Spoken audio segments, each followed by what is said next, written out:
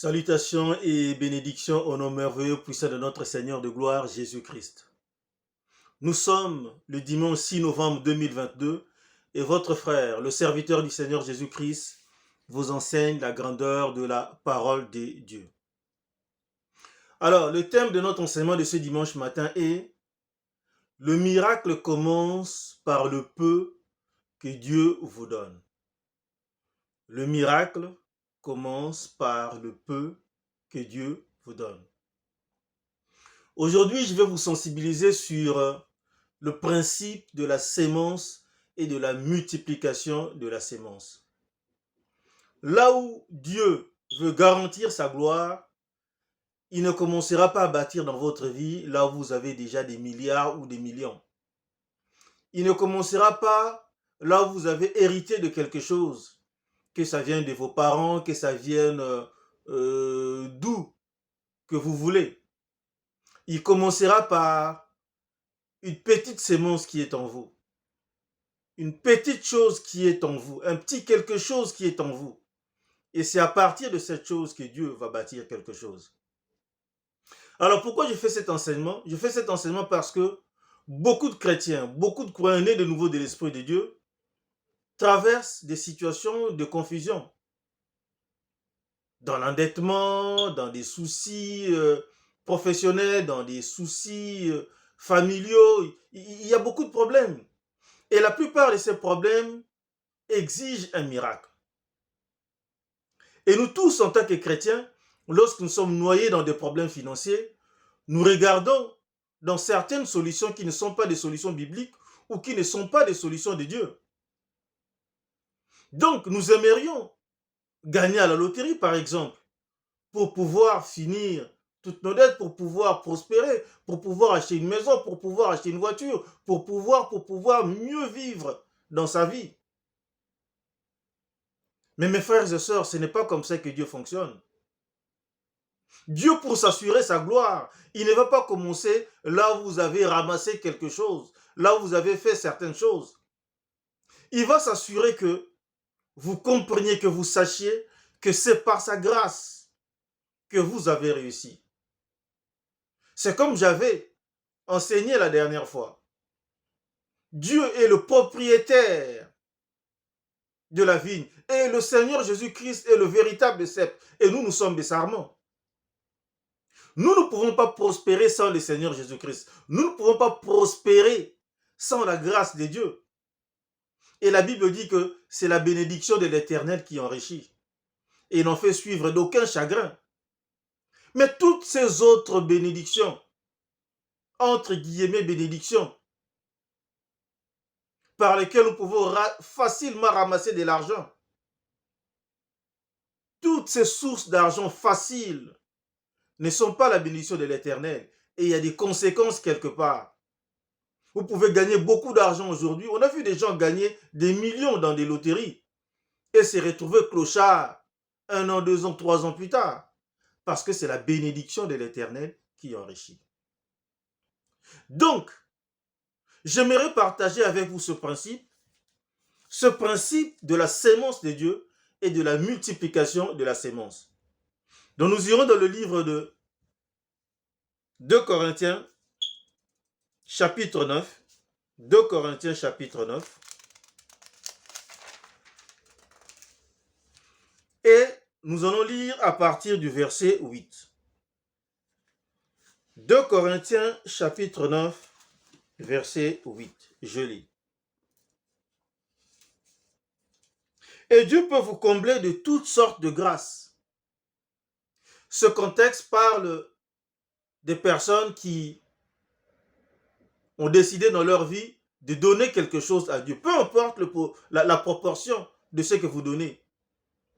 Que ce soit plus ou moins que la dîme, c'est vous qui donnez avec joie, avec un cœur joyeux. Vous donnez à Dieu. Et c'est à la suite de cette exhortation de Dieu que nous allons voir ce principe qui marche dans la vie de tous les chrétiens. Et Dieu peut vous combler de toutes sortes de grâces. C'est par la grâce que nous réussissons par Dieu. Ce n'est pas parce que nous sommes intelligents, ce n'est pas parce que nous sommes bourrés de diplômes, ce n'est pas parce que nous sommes héritiers des milliardaires, ce n'est pas parce que par nos propres efforts que nous réussirons. C'est par la grâce de Dieu. Et Dieu peut vous combler de toutes sortes de grâces afin que, possédant toujours en toutes choses de quoi satisfaire à tous vos besoins. La première étape, par la grâce de Dieu, tous nos besoins seront satisfaits. Nous aurons un endroit pour dormir, nous aurons de quoi nous vêtir, nous aurons de quoi manger dans la journée. Nos besoins seront satisfaits. Les besoins familiaux seront satisfaits. Vous avez encore en abondance pour toute bonne œuvre. Dieu veut nous donner au-delà parce qu'il souhaiterait que nous puissions investir dans son économie, que nous puissions investir dans son église. C'est ça le cœur de Dieu. Verset 9. Selon qu'il est écrit, il a fait des largesses, il a donné aux indigents, sa justice subsiste à jamais. Il a donné aux indigents, il a donné aux pauvres, il a donné aux nécessiteux, à ceux qui manquaient. C'est Dieu qui donne. Il a donné à ceux qui manquaient. Il a donné aux indigents. Sa justice subsiste à jamais. Il est juste. S'il voit que vous manquez, s'il voit que vos besoins ne sont pas comblés, il vous donnera. Regardez maintenant, le principe est ici dans le verset 10. Verset 10. Celui qui fournit la sémence au semeur. Dieu s'assure que nous puissions être conscients que c'est lui qui fournit la sémence. La sémence ne vient pas de nous. Voilà pourquoi la Bible dit que Dieu résiste aux orgueilleux, mais fait grâce aux humbles. Si nous pensons que c'est par notre propre grâce, c'est par notre propre intelligence, c'est par notre propre effort que nous allons y arriver, alors Dieu va vous briser pour que vous soyez conscients que ce n'est pas par votre propre force, mais c'est à partir de la graine qu'il vous a donnée, c'est à partir du grain qu'il vous a donné, c'est à partir de la sémence qu'il vous a donnée que vous allez vous enrichir ou que vous allez sortir de la situation. Le miracle, va partir de la sémence qu'il vous a donnée. Celui qui fournit la sémence au semeur et du pain pour sa nourriture vous fournira et vous multipliera la sémence. Non seulement il va fournir, mais il va multiplier la sémence. Notre Dieu, c'est un Dieu de multiplication.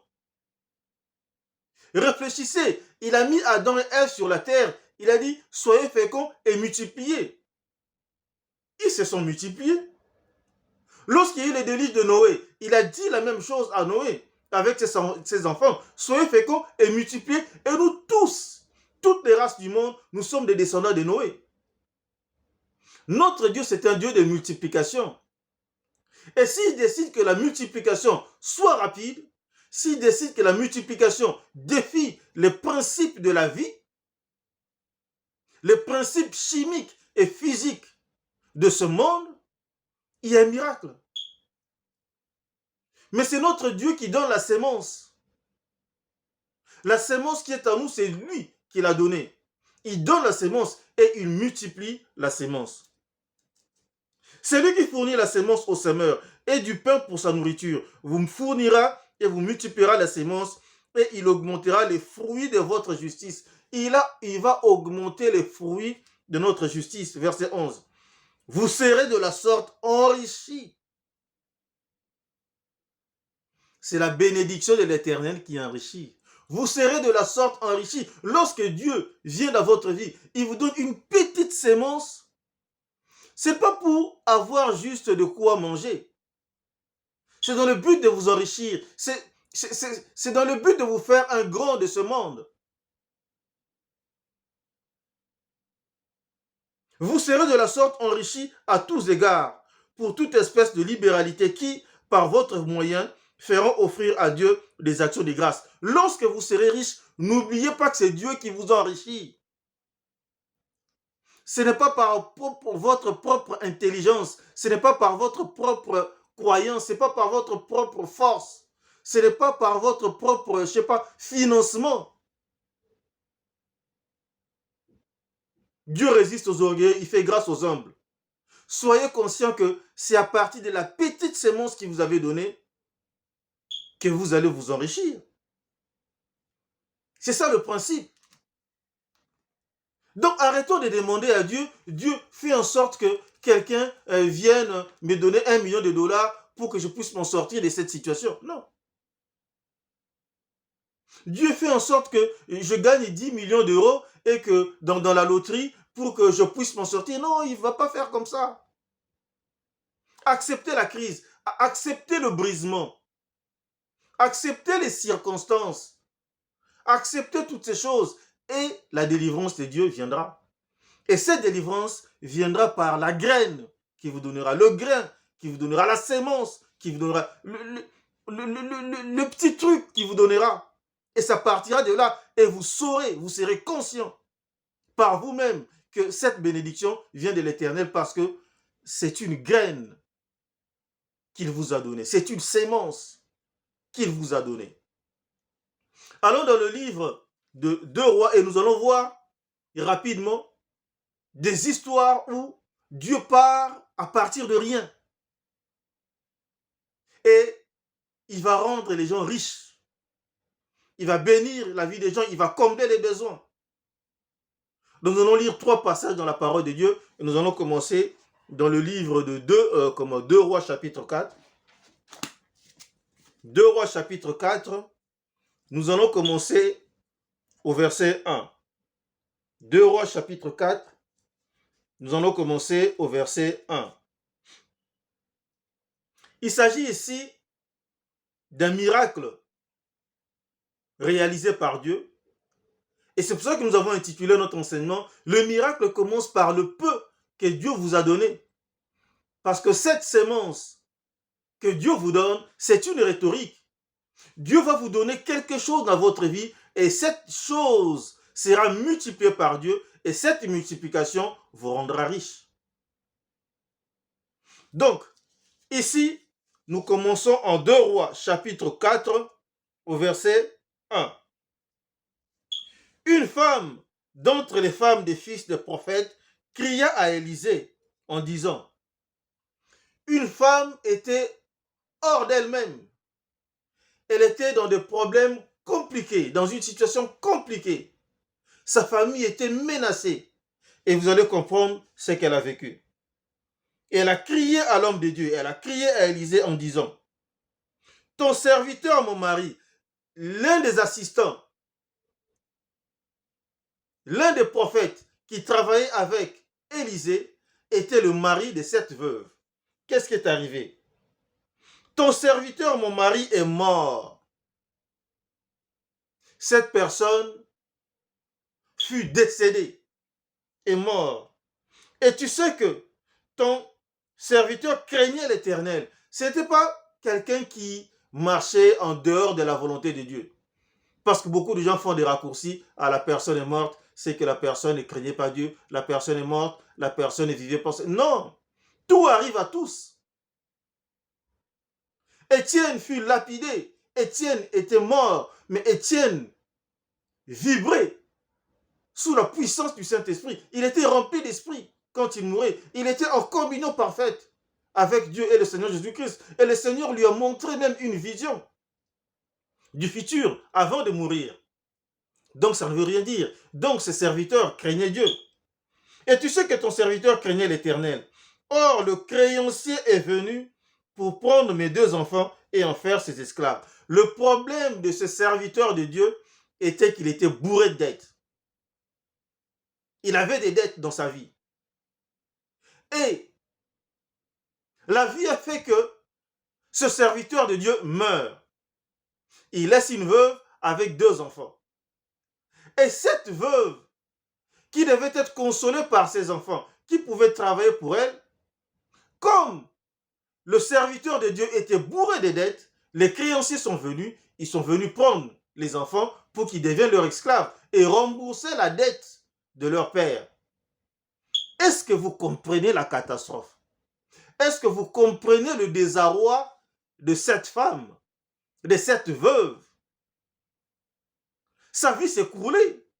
Il n'y avait plus d'autre solution. Elle est allée voir l'homme de Dieu pour résoudre le problème et en allant voir l'homme de Dieu, donc elle cherchait la solution de Dieu. Qu'est-ce que je dois faire? Je perds mon mari, je deviens veuve et mes enfants doivent devenir esclaves. Mais c'est quoi cette vie? Qu'est-ce que Dieu peut faire pour nous? Le verset suivant. Élisée lui dit, que puis-je faire pour toi? Qu'est-ce que je peux faire pour toi? Dis-moi, qu'as-tu à la maison? C'est vrai que la situation est difficile, Dieu est prêt à intervenir, mais qu'est-ce que je peux faire? Je n'ai pas de moyens aussi pour payer cette dette. Qu'est-ce que je peux faire? Vendez ce que vous avez à la maison. Dieu me dit que vous devez vendre ce que vous avez à la maison pour trouver la solution et avoir la paix et résoudre le problème. Que puis-je faire pour toi? Dis-moi, qu'as-tu à la maison? Elle répondit, ta servante n'a rien du tout à la maison. Et c'est ce que nous pensons. Arrivé à un certain moment, nous pensons que nous n'avons rien. Tandis que nous avons un petit quelque chose que Dieu nous a donné pour pouvoir s'en sortir, pour sortir de la crise. Parce que Dieu donnera la sémence et multipliera la sémence. Dieu ne va pas faire tomber des milliards directement pour payer la dette et vous bénir et devenir riche. Regardez ce que Dieu va faire. Elle répondit, ta servante n'a rien du tout à la maison, qu'un vase d'huile. Je n'ai qu'un seul vase d'huile. Venez à la maison, venez voir, il n'y a rien du tout. Il n'y a rien, il n'y a qu'un seul vase d'huile. Mais à partir de cette sémence, Dieu va multiplier la sémence et Dieu va les bénir jusqu'à devenir riches. Je ne sais pas si vous comprenez le principe. Le principe est ici.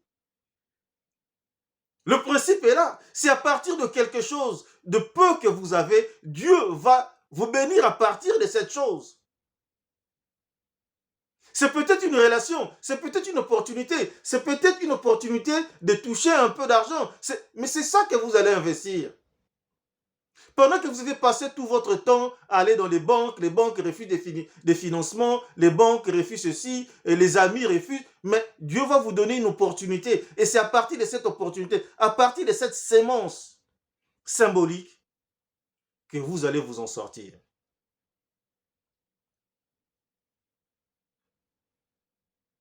Ta servante n'a rien du tout à la maison qu'un vase d'huile. Verset 3. Et il dit, donc l'homme de Dieu dit, Élisée dit, va demander au dehors, en dehors de ta maison, des vases chez tous tes voisins. Parcours toute la ville, va voir tous tes voisins, demande les vases.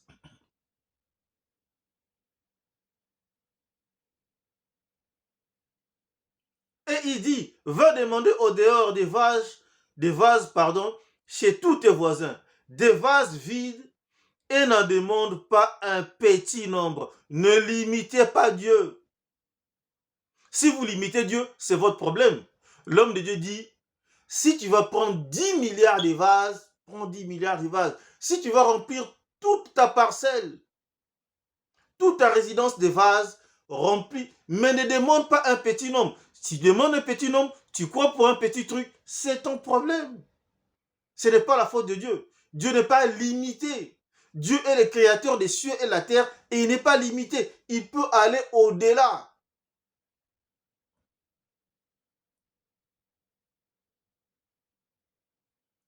N'en demande pas un petit nombre, s'il vous plaît. Verset 4. Quand tu seras rentré, tu fermeras la porte sur toi et sur tes enfants. Tu verseras dans tous ces vases et tu mettras de côté ceux qui seront pleins. Donc l'homme de Dieu annonce le principe de la multiplication de la sémence. Et la sémence, c'était juste ce petit pot d'huile, ce petit vase d'huile. Verset 5.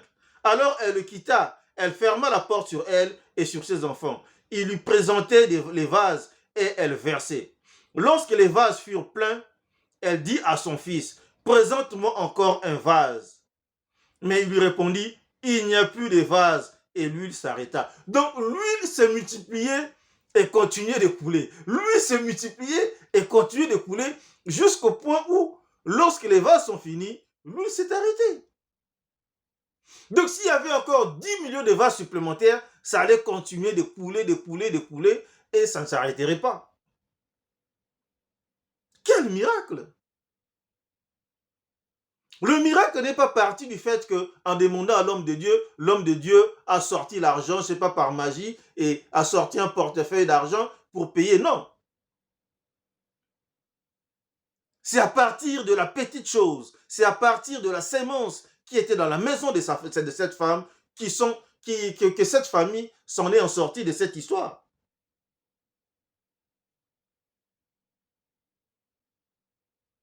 Verset 7.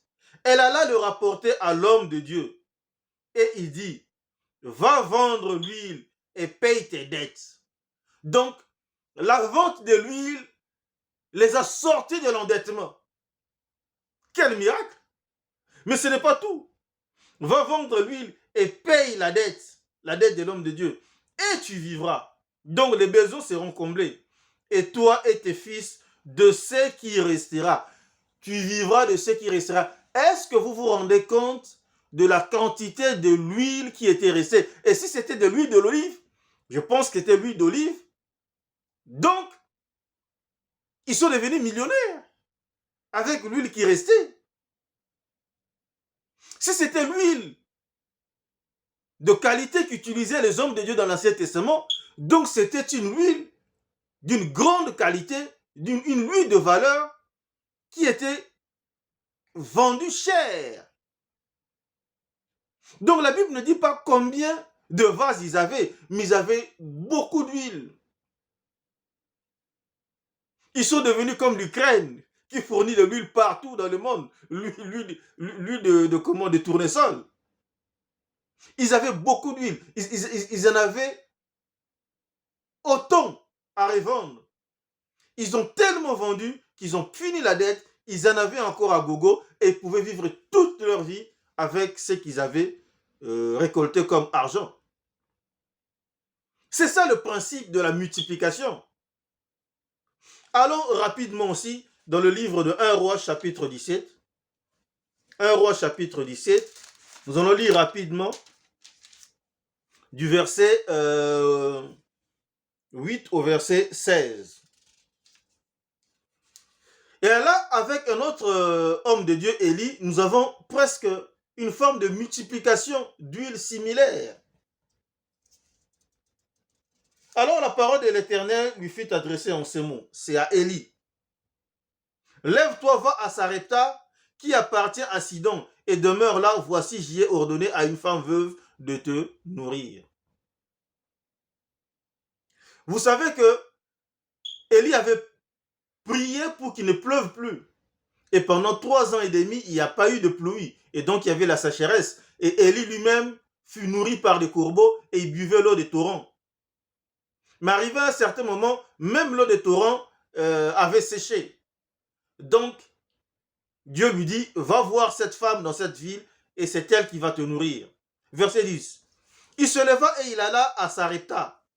Comme il arrivait à l'entrée de la ville, voici, il y avait là une femme veuve qui ramassait du bois. Il appela et dit, va me chercher, je te prie, un peu d'eau dans un vase afin que je boive.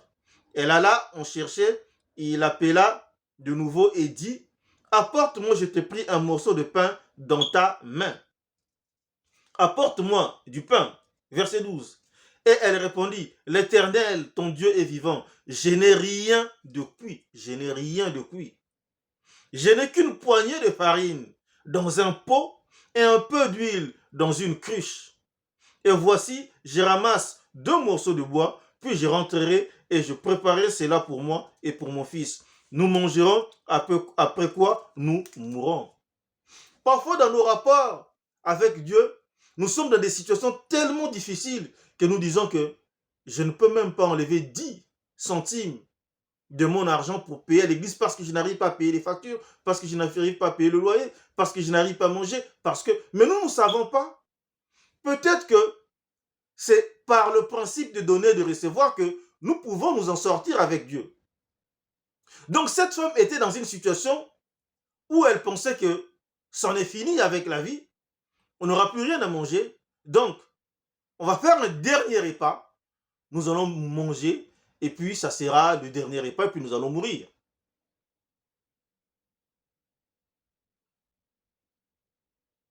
Donc, on arrive au verset 13. Élie lui dit, ne crains point, rentre, fais comme tu as dit, seulement prépare-moi d'abord avec cela un petit gâteau et tu me l'apporteras. Tu en feras ensuite pour toi et pour ton fils. Mais ça, c'est quelle provocation, ça! Déjà, il n'y en avait que pour 2 repas, le dernier repas, et tu dis qu'elle fasse d'abord pour toi l'homme de Dieu, et elle sera bénie plus tard. Mais cette demande n'est pas une demande diabolique parce que c'est une demande qui vient de Dieu. Verset 14. Car ainsi parle l'Éternel, le Dieu d'Israël, la farine qui est dans le pot ne manquera point, et l'huile qui est dans la cruche ne diminuera point, jusqu'au jour où l'Éternel fera tomber de la pluie sur la face du sol. C'est le principe de la multiplication que nous venons d'étudier. Donc il y avait la sémence. Et c'est à partir de cette sémence que Dieu va nourrir toute cette famille et l'homme de Dieu. Verset 15, elle va obéir. Elle va d'abord commencer à donner à Dieu. Elle mettra Dieu à l'épreuve. Elle alla et elle fit selon la parole d'Élie. Et la parole d'Élie, nous savons que c'était la parole de Dieu. Et pendant longtemps, elle eut de quoi manger, elle et sa famille, aussi bien qu'Élie. Pendant longtemps. Pendant 2 ans, je ne sais pas, 2 ans et demi. Ça ne finissait pas.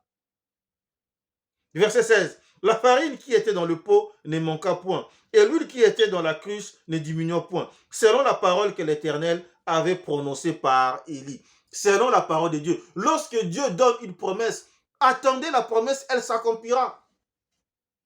Elle s'accomplira certainement. Attendez la promesse, elle s'accomplira. Et elle a cru. La farine qui était dans le pot ne manqua point, et l'huile qui était dans la cruche ne diminua point, selon la parole que l'Éternel avait prononcée par Élie. Ça, c'est la puissance de Dieu. La puissance de la multiplication de la sémence. C'est comme ce que j'avais enseigné à un certain moment. C'est de l'infiniment petit à l'infiniment grand. Dieu fait toujours des choses grandes, mais en partant de l'infiniment petit pour que ça devienne infiniment grand. Terminons cet enseignement dans le livre de Matthieu, Matthieu chapitre 14, là où nous allons voir le Seigneur Jésus-Christ à l'œuvre, là où il a multiplié les pains et du poisson. Regardons ce spectacle. Matthieu chapitre 14, nous allons commencer au verset 13. Matthieu chapitre 14, verset 13. Je lis. À cette nouvelle, Jésus partit de là dans une barque pour se retirer à l'écart dans un lieu désert. Le Seigneur Jésus-Christ avait besoin d'intimité, avait besoin de repos. Il s'est dit, bon tiens, j'ai suffisamment travaillé, il doit aller un peu me reposer quelque part, donc je vais dans le désert, là où personne ne saura et là où je vais travailler.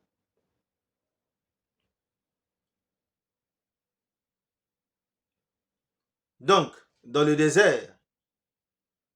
Et la foule, l'ayant su, sortit des villes et le suivit à pied. Les gens avaient tellement faim, soif de la parole. Les gens avaient tellement faim, soif de la guérison, de la délivrance. Ils se sont dit, il est où? Il est parti dans le désert. Comment il a pris le bateau? Nous, même à pied, on va les suivre. On va les suivre. Les gens avaient faim, soif de la parole. Parce que la Bible dit que l'homme ne vivra pas de pain seulement, mais de toute parole qui sort de la bouche de Dieu. Et ils se sont dit, on s'en fout. On va dans un endroit, même s'il n'y a pas la nourriture, même si c'est dans le désert, on va marcher toute la journée, on va l'atteindre parce qu'on a besoin de la parole, on a besoin de la délivrance. Verset 14. Quand il sortit de la barque, il vit une grande foule et fut ému de compassion pour elle et il guérit les malades. Quand il est sorti, il a vu ces gens qui avaient faim soif de la parole, qui avaient faim soif de la délivrance, qui avaient faim soif de la guérison. Et non, c'est pas possible. C'est pas possible. Et il a commencé à guérir les malades. Il a commencé à enseigner. Il a commencé à administrer la puissance de Dieu. Verset 15. Le soir étant venu, il a tellement travaillé qu'ils n'ont même pas contrôlé l'heure. Le soir étant venu, les disciples s'approchèrent de lui et dirent, ce lieu est désert et l'heure est déjà avancée. Renvoie la foule afin qu'elle aille dans les villages pour s'acheter des vivres. Il faut renvoyer ces gens, sinon ils vont mourir de faim. Qu'est-ce qu'on va faire? Bientôt, ça sera le soir. S'ils ne vont pas dans la ville pour acheter à manger, qu'est-ce qu'on va faire? Ils vont mourir ici. Il n'y a pas de nourriture. C'est lorsqu'il y a ce brisement, c'est lorsqu'il y a ce problème, c'est là que la gloire de Dieu se manifeste. Et la gloire de Dieu ne se manifestera jamais par des millions que vous avez dans votre coffre-fort. La grâce de Dieu se manifestera par le peu que Dieu va vous donner. Vous allez partir de rien du tout, car Dieu résiste aux orgueilleux et fait grâce aux humbles. Il ne veut pas que quelque chose se fasse dans votre vie par son action et que vous puissiez bomber le torse en disant que c'est parce que je suis le plus grand ingénieur, le plus grand chimiste que je suis devenu milliardaire. Non. Il va commencer par le peu.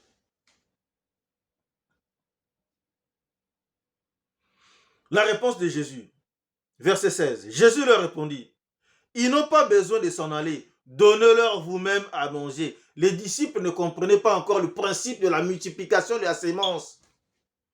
De l'infiniment petit à l'infiniment grand. Ils ne comprenaient pas encore ça. Jésus leur répondit, ils n'ont pas besoin de s'en aller, il n'y a pas besoin qu'ils s'en aillent. Nous sommes dans un problème, nous sommes dans un désert, les gens doivent manger. Mais comment les gens ont fait lorsqu'ils étaient dans le désert, dans l'Ancien Testament? Ils ont mangé la manne, Dieu leur a donné la manne. Ben croyez, Dieu va donner quelque chose, Dieu va faire quelque chose. Leur réponse. Mais ils lui dirent, nous n'avons ici que 5 pains et 2 poissons. Mais Seigneur, toi aussi réfléchis. Comment on va donner à toute cette multitude la nourriture? On n'a que 5 pains et 2 poissons. Mais c'était ça la sémence, c'était ça la graine. Ils n'ont pas compris que Dieu pouvait multiplier cette sémence. Dieu pouvait multiplier ce truc, ce petit quelque chose. Mais lui dire, nous n'avons ici que 5 pains et 2 poissons. Quelle équation à résoudre? Nous allons voir que ces gens-là étaient plus de 10 000 personnes. Ils étaient environ 15 000 personnes. Nous allons voir. Comment donner à 15 000 personnes 5 pains et 2 poissons? Ça n'a pas de sens. Demandez à tous les cartésiens de réveiller Einstein, posez-lui la question, vous dira une équation impossible. Mais dans la mathématique de Dieu, c'est possible. Verset 18.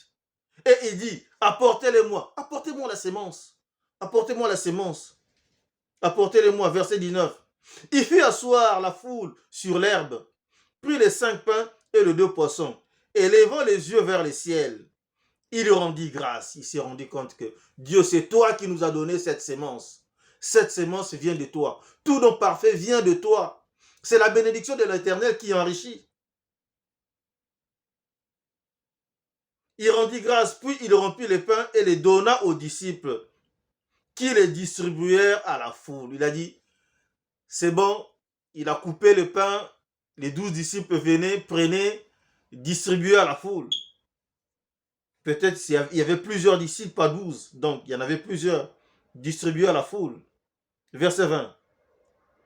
Tous mangèrent et furent rassasiés. Par quelle magie?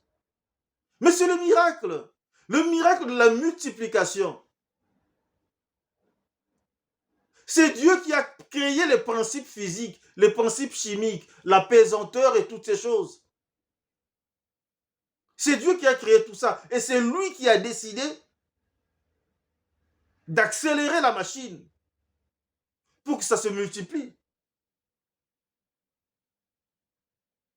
Tous mangèrent et furent rassasiés. Et l'on apporta 12 paniers pleins de morceaux qui restaient. Il n'y avait que 5 poissons 2 poissons et 5 pains. Comment ça se fait que 12 paniers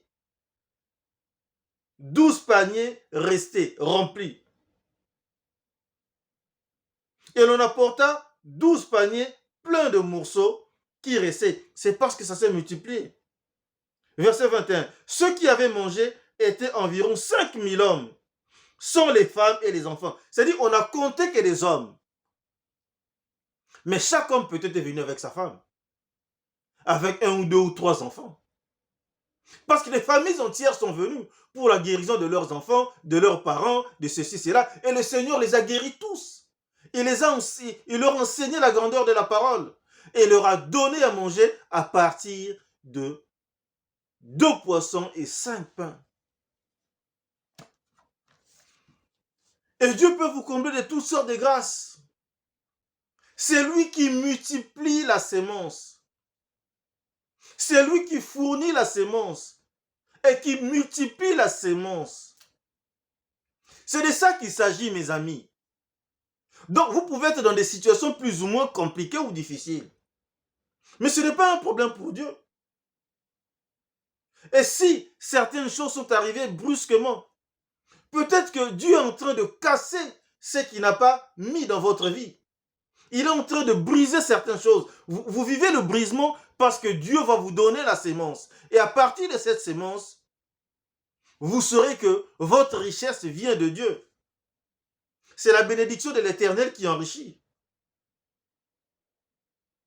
Donc c'est très important à comprendre. Ne dites pas que vous n'avez rien. Le peu que vous avez, même s'il ne vous reste plus que vos vêtements, peut-être que ce sont des vêtements de valeur que vous allez vendre, vous aurez de la sémence. Et à partir de cette sémence, vous allez prospérer à tous égards et vous allez vous enrichir. Peut-être c'est quelques billets qui vous restent à la maison. Peut-être c'est juste votre petit salaire de rien du tout. C'est peut-être une relation qui va vous amener une opportunité. Et à partir de cette opportunité qui ne vaut rien du tout, c'est à partir de ça que vous allez devenir riche. C'est ça le cœur de Dieu. C'est ça le principe de la multiplication. Donc n'ayez pas peur, ne craignez rien. La crise, ce n'est pas la fin du monde. Avancez avec Dieu, croyez Dieu et vous allez saisir les opportunités. Et Dieu va amener dans votre vie un petit quelque chose, un petit chouïa, quelque chose de rien du tout.